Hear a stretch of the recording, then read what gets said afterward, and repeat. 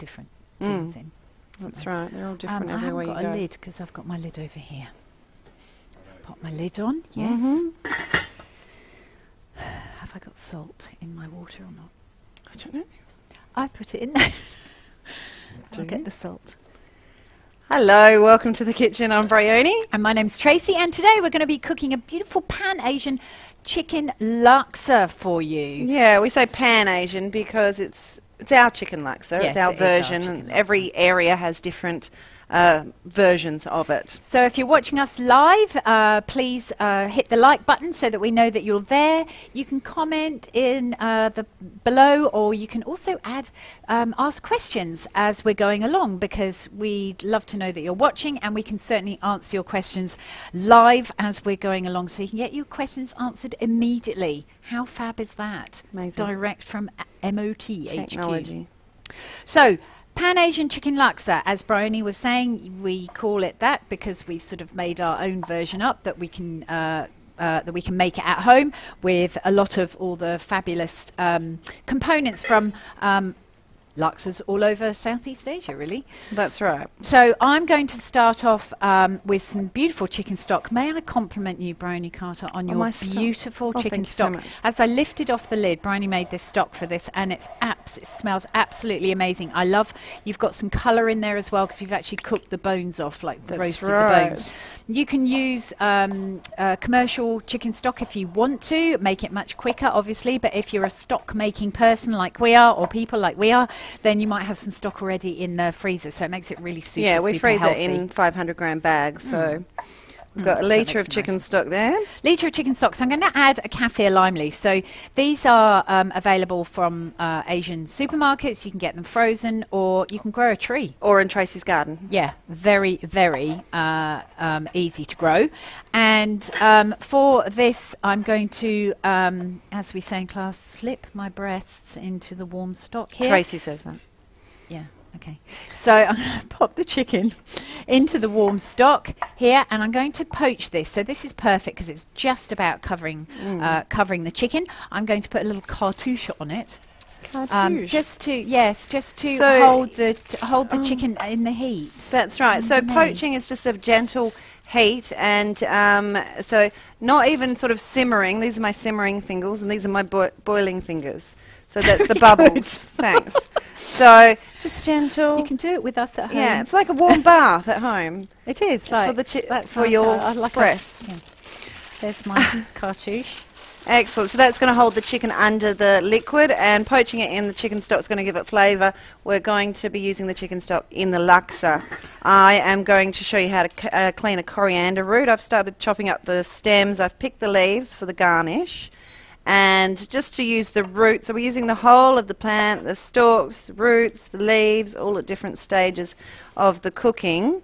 So the back of my knife I use, and just scrape back these little wispy bits, and just a couple of centimetres I want there. So that's rubbish. Whoop, there's a bin there. Yeah. And then, don't worry, Tracy will clear up afterwards. Yeah, that's right. I cut through, and I always give that just a little rinse, even though we've washed the plant. You can get sand trapped in those bits, and then I'll chop the rest up finally. So it just saves wasting it, doesn't it? It adds some lovely lightness beautiful coriander. to this as well. So because it's midweek meal, we are using our laksa paste. But this Simon Johnson one is a fabulous quality laksa paste. And I've got to chop my root up. You do the rooty bit, and I'll do the pasty bit. I'm also going to start cooking my noodles. So unfortunately for this recipe, you will need 3 pans, which is a little bit annoying for washing up purposes, but it's well worth it, let me tell you. I'm just going to turn this up just a little bit, so we are actually going to get our paste frying when I finally put it in there. So in here I've got a big pan of water. I'm going to add a very good pinch of salt and add some rice noodles. So we're using the pad thai rice noodles, so they are flatter noodles. You can use the vermicelli if you want to. They're very, very thin. This sort of, to me, almost makes it more of a a meal, doesn't it? Rather than having the that's absolutely right. vermicelli or vermicelli noodles. So I'm just going to move that away so that it's nice and clean and tidy as we go along.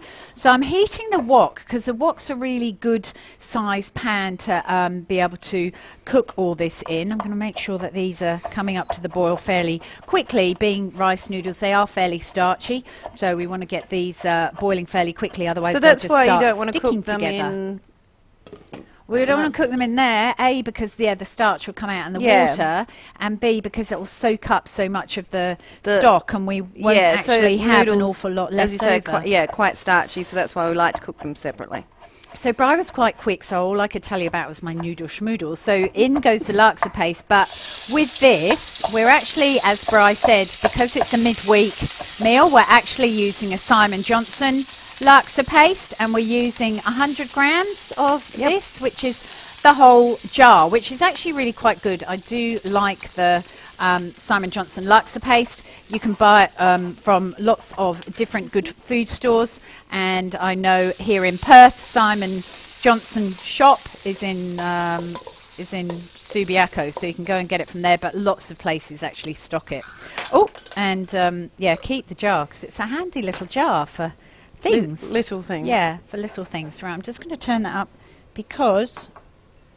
Whoosh, come on. All right, so I've got to keep chopping vegetables once we've done that. So do you want this? I don't know whether you caught that, Mr. Cameraman, but as I lift, so I wanted the outside of the wok to come alight, but it wouldn't because my wok was over there and it was actually stopping the... Snuffing it. Yeah, it was actually stopping the, what's it called that we breathe, oxygen getting to the gas. So it wouldn't light. And as soon as I lifted up my wok, it pulled in that oxygen and off we went, didn't we? That's right. All right, so I'll be the Laksa stirring lady. So we need to get this stirred. So you can make your own Laksa paste. If you're a Cooks Collective member, you'll definitely have that on the recipe. If you're watching this on the Cooks Collective. So you could make the Laksa paste on the weekend to make midweek meal a lot easier. But, you know, I don't think anybody's going to come home from work and make a Laksa paste. Well, if you... Who knows? You could do it if you don't have an hour's like worth of work. Kids and dogs and husbands and stuff hanging around going, when's dinner, when's dinner, when's dinner? Hassling you. Oh my gosh, that smells amazing with that kaffir lime leaf. So worthwhile putting that kaffir lime leaf in. That's almost, if we had a bit more time, I'd probably take that down to almost a little bit less of a simmer. This one's boiling away like mad. It's like the spinning plates, isn't it? Spinning the Laksa plates. So... this is fantastic. Don't breathe it in too much. Being a Thai curry paste, it does have the chili. It does have chili in it as well, but it's got lots of lovely. It's more of a warming, I think, Laksa, isn't it? It doesn't have to be super hot, you know. And you can make sure that it's not quite so hot, but you can put a little less paste in if you want to, or if you make the paste yourself, then you can make sure that it's a little less hot by using larger chilies, taking out all the seeds and the membranes. So there is definitely a way of controlling this, so you get that lovely spiced flavour, but not the heat spicy. So I think we get a little bit muddled up between having spicy heat and sorry, I'll just turn that off. Like chili heat and spice heat. Exactly, exactly. No, off. I want you off. Thank you. All right. Just have to talk to the stove. Okay. But sometimes it's the only person that will listen to me. All right, so... Sorry, what did you say? I was busy with my veggies. Cutting, because so we've got lots of greeneries here while you're juggling your pots to go in there. While you're juggling your breasts. But no, you wouldn't it will say that. wilt down to not much, so you can pack lots of green into it and choose whatever veggies you like. So I'm cutting this nice and fine, so they're just going to blanch in the broth. I don't have a bin here, which is a little... I'm going to pull the bin around so that we can share the bin. All right, so I've got the chicken here, which I'm going to take out of the pan. Definitely these two little fillets, if I can just pop those on the edge of your board, because they're definitely done. If the chicken isn't quite cooked through, this is definitely ready for the chicken stock in there. If your chicken isn't quite cooked through, it doesn't matter, because it's going to go back we're going to pop it back in. Gosh, that was a good way of actually getting Anyway, it doesn't matter. No, too much information. All right, so I'm going to add the chicken stock into here, and I'm also going to add some coconut milk into that as well. So coconut milk-based soup. I'm just going to check my noodle schmoodles as well, because I don't want these to be overcooked. Looks like we've got a lot of greens, doesn't it, for this? But what we found is, nothing, as soon as it goes in there, they do tend to garnish over here. Chili already chopped for those that want the extra spice. Oh, whilst that's cooling, I'm going to do some spring onions. The green part, I'm going to put some with the garnish, and then the white part, I'm going to put in with the soupy loop. Yeah, gai lan. I was trying to remember the name of it because bok choy, gai lan, whichever you like, any of those. Any Asian green that you choose, or any green really. I know you can really play around with this, and I think the beautiful thing about laksa is all the different textures as well. So you've got the crunch of bean sprouts we're going to put on the top at the end. We've got the lovely crunch from the crispness from the bean sprouts. The crunchy fried shallots. We've got the softness of the herbs as well, and we've got all the other ingredients that make for such a beautiful flavour in here. We don't need the salt anymore because we're going to use fish sauce for our you just salted component. The noodles. I salted the noodles. I'm actually going to drain the noodles now as well because I don't want to overcook them in the water. So we'll drain those, and they are pretty starchy. So I will come back and just give them a little bit of a rinse. I'll rinse them now with a little bit of cool water so that they don't overcook too much. But we'll come back. They're going to go into the it's soup. best to have them ready sort of as soon as, the soup's ready, but obviously we're on a video. Sometimes things don't quite work out exactly as planned. So I am going to start by popping in the greens. Are you going to be all right with those? Or you can double glove. You can double plastic glove. Right. And, anyway. Okay, no, she's fine. Fine. If you are a little bit... concerned about sensitive to heat. Quite a lot of greens. I do like them though, they are yummy. In they go with the white part of the spring onions so that they can have a little time cooking, because I don't know about you, I might keep some of this back, Bri. We'll have a little look at this, otherwise it's going to be that chicken's not quite cooked, but you know what, it's better than being overcooked. Because chicken breasts can go dry very easily. And that's the beauty of doing the poaching first as well, is that you're going to keep the breasts nice and moist. So let's do a bit of seasoning. I love this right here, right now. I think it looks absolutely gorgeous. You've got a little bit of the oil coming up on the top, which is really good because that's a sort of a little... It shows you that it's a very, very good laksa. I'm going to put in, I reckon, 2 tablespoons of fish sauce, and it does depend on which fish sauce you use. So we've got this one, and it's called the Lucky Crab brand, but my favourite brand is the 3 Crab brand. So yeah, they do. There's a lot of copying going on in Asia. So if you can get one with the 3 Crab brand on it, which has got 3 crabs, not just one, this is why it's called 3 crabs. This one is very good as well, but you can get different different. Can I pop this in? Quality, yes please. Different quality of fish sauce. So if you go for a more expensive fish sauce, which would probably be about, as much as $2 more expensive, so it goes from about $1.90 up to maybe $3.90. I highly recommend getting a decent fish sauce because it's not so harsh as the cheaper fish sauces. So most commercial kitchens will use the Squid brand fish sauce, which is perfectly all right, but if you taste a better fish sauce next to the Squid brand, you can really, really taste the difference. So if you're brave enough to taste fish sauce on its own. Well, we did recently. I think that's probably enough greens. I think I gave Bri a little bit too many greens. Over exuberant. Sometimes a bunch of Asian greens is bigger than the next bunch, isn't it? So I think on the recipe we put about 500 grams or something like that, 400-500 grams. Anyway, have a look at the recipe for that one. So we're just bringing this up to a simmer, and I'm also going to taste it.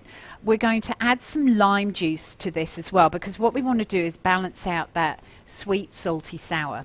and the paste would have the sweet. It would have the sugar in it, some as in palm sugar, wouldn't it? Yes. Just check. Can I just show this? Sure. Yeah, yeah. And then I can continue on. Yeah, palm sugar. I've done one. What I'm going to do with these lime leaves is roll it up from the tip, and I'm going to cut it. You'll see me cutting it to the stem. So rolling it down.